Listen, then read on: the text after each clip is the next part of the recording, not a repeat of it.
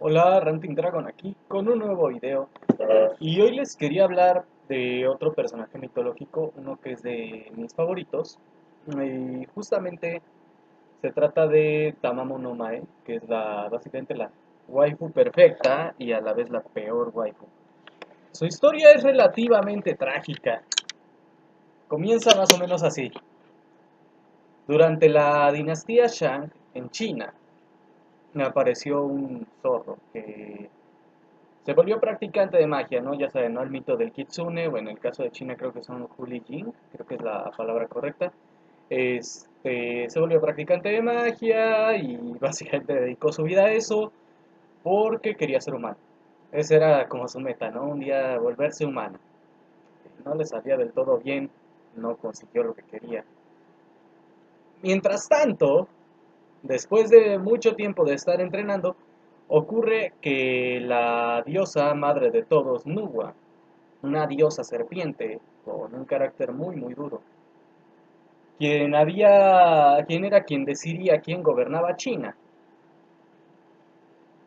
se ofendió de que uno de los reyes de la dinastía Shang escribió poemas obscenos ante su estatua porque la encuentra atractiva.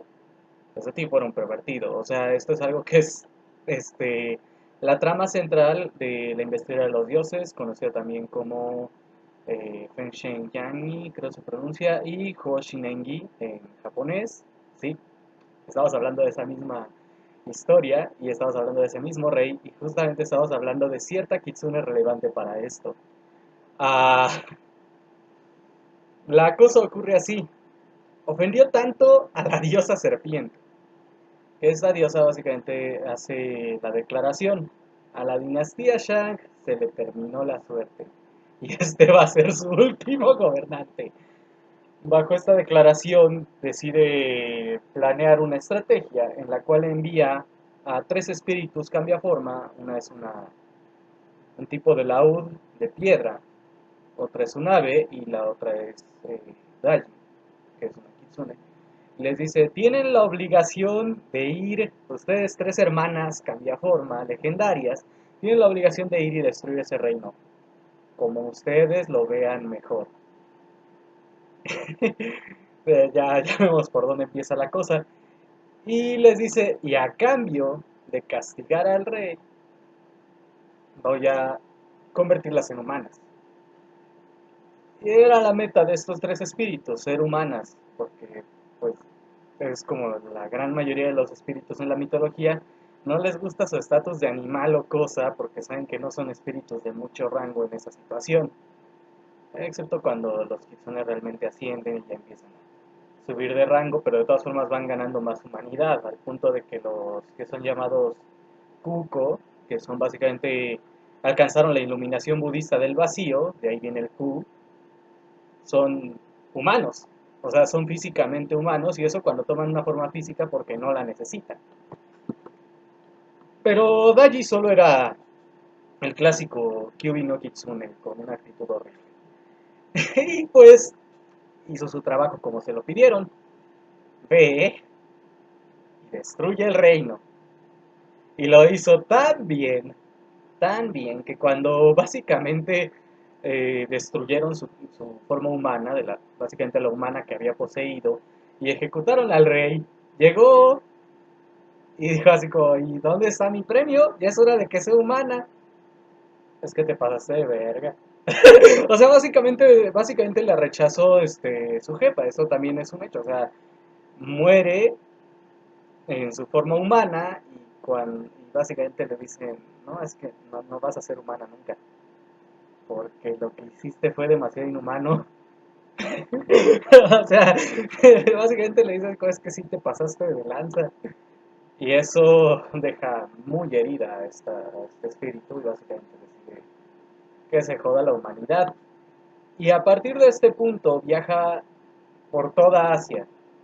Viaja a Corea, contribuyendo a la mitología de los Kumiho.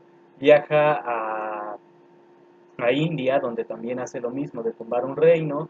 siempre se mete con gente poderosa, en este caso justamente hacen lo mismo que hizo en China, de juntarse con un gobernante y hacer que el tipo haga atrocidades para llamar su atención. Regresa a China y repite la misma jugada con otro imperio, pero esta vez de puro coraje, de pura venganza, porque pues, no le cumplieron su promesa de hacerlo humana y los odia a todos. Y finalmente en Japón es donde termina, se puede decir que sus escapadas, huye, se hace pasar por una niña y se mete en un barco y después toma la forma de un bebé, el cual es criado por una familia, hasta que un emperador la encuentra y se enamora de ella y empieza pues, básicamente a planear su segundo imperio destruido, pero esta vez en lugar de hacer atrocidades, decide que va a ser más directa y lo que hace es enfermar a bueno, no me acuerdo si era emperador, daimyo, bueno, una persona importante. Decide hacer que se enferme hasta que se muere el tipo. Y un descendiente de Abe no Seimei, ese Abe no Seimei, es enviado, ya de por sí, básicamente la dinastía Abe se había vuelto ya su enemigo desde antes, porque cuando llegó a Japón intentó matar a alguien y estos la frenaron, y fue cuando quiso pasar por un bebé. Este descendiente de Abe no Seimei recibe la orden de curar al tipo, ¿no? Que está enfermo, y lo que hace es desenmascararla a través de un ritual, el cual no podría realizar un espíritu maligno, y la obligan a realizar el ritual, y es cuando ella queda desenmascarada, la persiguen, varios militares, sacerdotes, etcétera, y eventualmente la matan con 2 flechas. Y cuando cae muerta, su alma, que básicamente estaba llena de odio y aferrada a morir, bueno, no a morir, a seguir existiendo, a no morir, se me fue la onda, y a seguir haciendo daño, se une a una piedra, que es la llamada Seishoseki, que es una piedra maldita que básicamente producía gases tóxicos que mataban a todo lo que se le acercara, porque ya lo único que le quedaba era su odio, o sea, en sus últimos momentos de vida lo único que le quedaba era dolor, rencor y odio. Hasta que un monje budista, escuchando las historias de esta piedra maldita, decide ir y exorcizar la piedra. Y para lograrlo, lo que hace es convencer a Tamamo no Mae de que confiese todos sus pecados. Y es ahí donde básicamente le cuenta la historia de principio a fin de todas las cosas horribles que hizo. Y el arrepentimiento que siente y todo el dolor y todo esto. Y entonces el monje finalmente le da la oportunidad de volver al ciclo de reencarnación. Y según mal no recuerdo, puede que me equivoque, pero leí por alguna parte que el final del mito es justamente eso. Después de todo ese tiempo, de años de causar problemas, siglos enteros de causar problemas, de que la persiguieron por todo Japón porque en su vida iba matando gente, básicamente como un asesino en serie enloquecido. Finalmente, cuando consigue la absolución a través de este ritual de exorcismo, recibe la oportunidad finalmente de reencarnar una última vez en una niña humana, cumpliendo finalmente su deseo, que era su principal motivación. Bueno, leí eso en alguna parte, no estoy seguro si sea parte del mito oficial, pero leí eso en alguna parte que era parte del mito, ya ni me acuerdo en dónde. Finalmente se podría decir que cumple su voluntad de ser una humana, de ya no estar sujeta a todo ese pasado horrible, pero es su última oportunidad de reencarnar y hacer bien las cosas, básicamente. Porque después de tanto tiempo acumuló una cantidad enorme de mal karma. Para mí es un mito muy interesante porque es una mitología que conecta a todos los mitos de espíritu zorro a lo largo de toda Asia. O sea, justamente historias de su maldad se encuentran en Corea, China, Japón, India, y básicamente es algo fascinante cómo se conecta a eso. Y de hecho, había en China un culto a los espíritus zorro, incluyendo a Daji, porque era considerada justamente una diosa antes de convertirse en una fugitiva espiritual. Incluyendo a So Daji, tenía también una templos en su nombre, y el gobierno chino básicamente se esforzó por tumbar los templos después de que cae la dinastía Shang, y aún así los templos continuaron. Y en la cultura japonesa la figura de Tamamo no Mae generalmente es justamente una figura ambigua, que a veces es retratada como maligna y otras veces como benévola.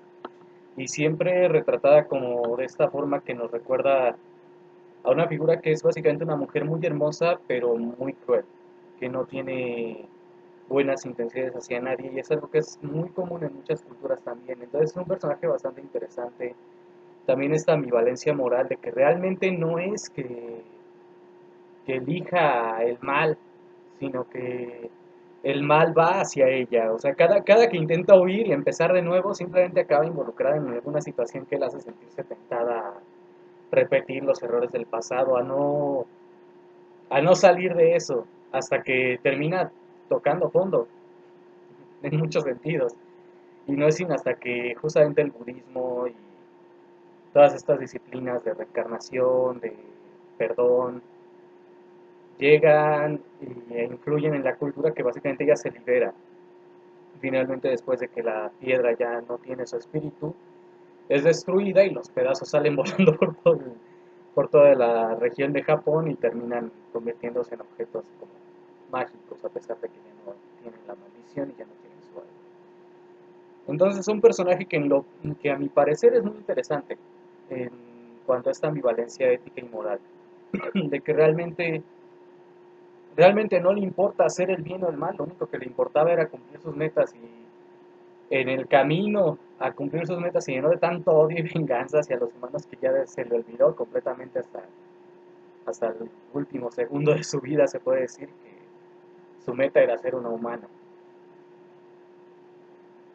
Es curioso cómo se maneja la mitología en ese sentido. A mí me fascinan mucho este tipo de mitos. Y justamente yo cuento versiones resumidas. Se puede decir que cuento la versión, la versión, notas para salón de clase y exposición de prepa, porque contar la historia larga, o sea, es un poco aburrido. Es un poco aburrido porque hay una versión larga y tiene muchas situaciones. Y ahorita básicamente quiero contar la versión resumida porque es un personaje que me gusta mucho de la mitología y que de hecho aparece mucho en el entretenimiento de Asia, principalmente, también en China, obviamente por el hecho de que es parte de su cultura, pero en Japón es un prevalente como un personaje en el entretenimiento. Y muchas veces es justamente cuando se le presenta como un personaje benévolo, es justamente en referencia a esta parte de, de su redención, porque en Japón es donde consigue la redención este personaje.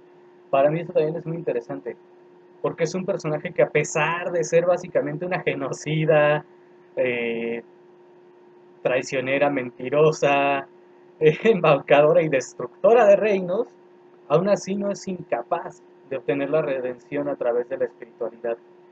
Y eso creo que es algo muy interesante porque muchas veces la gente toma el peor camino posible y piensan que ya no hay salida, que si tú haces algo malo, ya te quedaste malo.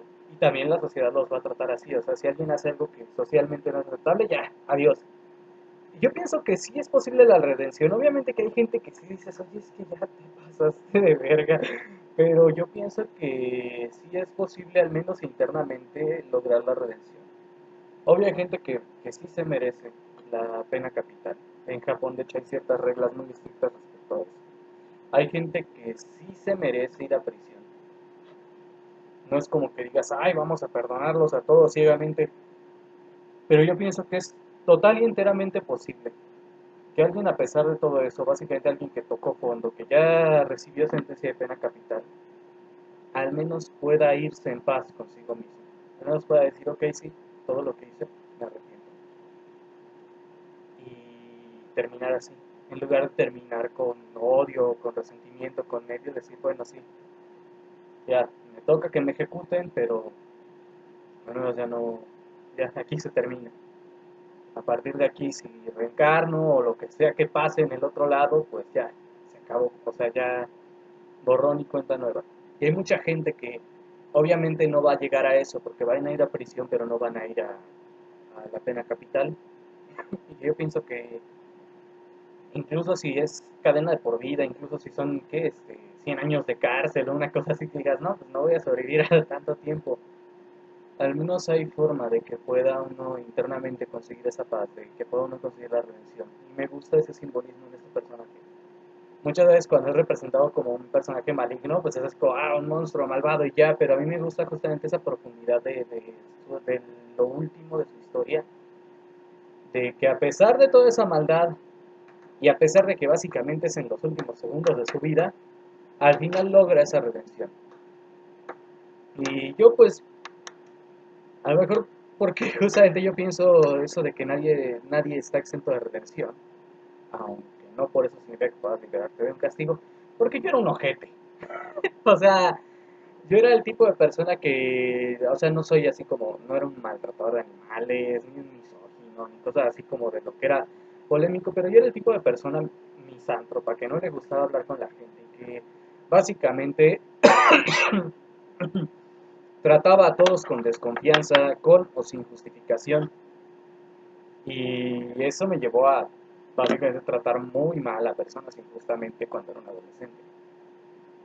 Pero pues lamentablemente esa gente ya nunca la voy a volver a ver, porque pues eran compañeros de clase, cosas así.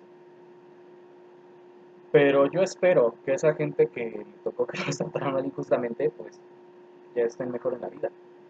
También hubo gente que me trató mal injustamente a mí, justamente lo que era exactamente eso, ¿no? Esta actitud adolescente de si la gente me va a tratar mal, yo voy a tratar mal a todos, ¿no? Así como de esta mentalidad inmadura de, de resentido social. Pero como me quité eso, y me quité eso gracias a que empecé a quitarme dogmas estúpidos, ahora pienso que la persona que yo era no se parece en nada a la persona que yo soy. Y por eso yo pienso que todos se merecen esa oportunidad de redención. Está bien, definitivamente si eres alguien tipo, no sé, Ted Bundy o este otro, ¿cómo se llama? John Wayne Gacy, pues sí, tu redención llegará, pero primero muerte. Pero bueno, eso es todo por hoy.